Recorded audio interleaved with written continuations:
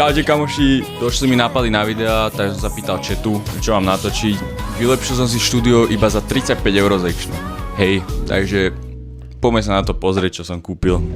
Mám takúto tašku, k tomu ešte toto, hej. Začíname týmto, to je úplná hovadinka. Som tam proste bol. Asi hovorím, že hodilo by sa mi zrkadlo do izby, ne? Tak som našiel takéto zrkadlo. Ja som si povedal, že keby to stojí menej ako 7 €, tak si to kúpim. 6,99 to stalo. 6,99 to takéto masívne zrkadlo. Má to že vraj také nejaké háčiky, že by som to mal vidieť pripevniť sem od dvere. Takže idem na to.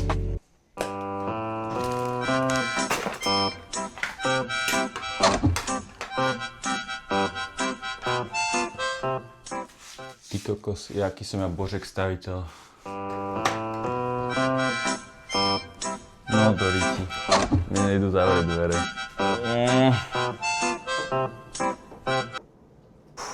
Takže krok číslo 2, čo som spravil. Extrémne som to pohýbal, neviem, či to je dobre vidno. Reálne mi poopadávali tie časti, aby to spravilo takýto tvar, aby to tam pasovalo. Takže idem skúsiť spraviť ešte z druhého to isté. A pripevním to tam. Takže spravil som to následovne. Tuto som to prelepil páskami, aby to držalo, aby sa to neodliepalo z hora. Je to tu hore ohnuté. Ty kokos, toto trvalo fakt, že roky, ale dávam sem konečne to zrkadlo. Hlavne, že som to nejako vybavil a môžeme ísť na ďalší item. Presúvame sa teraz do tašky, hej, máme tu 3 veci. Poďme na tú, na ktorú sa najviac teším.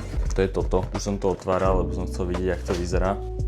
Takže je to prosím pekne lampa s nejakým bezdrôtovým nabíjaním, hej, že sem proste položím nejaké zariadenie, mal by to nabíjať, plus že by tu mali byť ešte nejaké hodiny, hej. Zapojil som to do nabíjačky akoby, hodil sa tu nejaký čas, 4:36, to je blbosť, ale nevadí, to si potom nastavíme asi. No to bude v návode, ak sa to nastavuje, to nebudem teraz riešiť. Oh yes. A toto je vlastne na dotyk, že to svieti. A najdôležitejšie, čo potrebujem otestovať, je, že sa to dá bezdrôtovo nabíjať na tom. Yes. Akože srandička plná dobrá, tam si iba proste položím mobil, na ten natáčam zrovna teraz, tak to môžem skúsiť a malo by to nabíjať. Poďme na ďalšiu vec, na toto som tiež mega zvedavý. Tuto mi mala byť iba taká srandička do pozadia, také svetielko, tak toto vyzerá nejako. Ok, máme k tomu ovládač, takýto úplne klasický čínsky, čo máte u každej takéto srande, jeden zmochalý návod. A tú lampu nejak musím vybrať. Vyzerá to mega divne, čo to proste je. Ok, iba klik a zapne sa, vypne sa. No ovládač k tomu, tu treba vybrať off, on. Yes! Modrá, zelená, ok, nejaká fialová. Čo?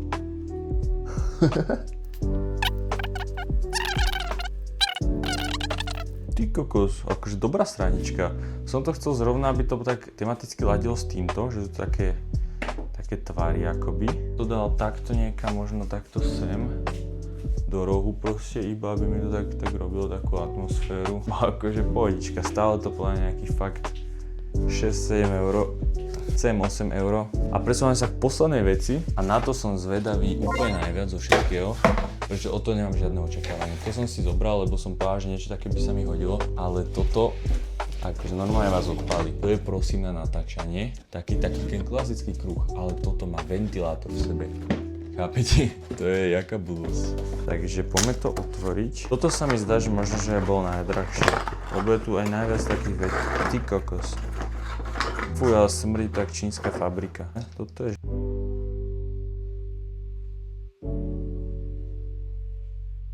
Mám to zapojené. OK. Dáme RGB teda. OK. Aha. To má... Čo toto sú za mody? Toto kto používa? OK, toto je to najhlavnejšie, čo sme potrebovali. To je proste toto svetlo. To je presne na to, na čo to je, hej, že proste dám si sem ten mobil a budem niečo teda nahrávať, hej. To sa dá takto ohýbať, super, vynikajúco, to som mega rád, no ale na to najzaujímavejšie. Ty kokos, to fakt funguje. To sa normálne točí. Ale teda ten ventilátor má podľa všetkého iba jednu rýchlosť. OK, ale funguje dosť v pohode, že normálne pekne fúka. Mrzí ma, že sa nedá dať rýchlejšie. Takže toto bolo všetko. Ešte som si kúpil za nejaké 2 eurá, proste 2 takéto na obraze, nejaké fotky, to si dám na stenu niekam. A finálna cena teda bola 35 € a 4 centy za tieto všetky veci, hej. Dobre, ďakujem, že ste dopozerali video až sem, napíšte like, dajte odber, komentár, zvonček, vidíme sa pri ďalšom videjku, čaute.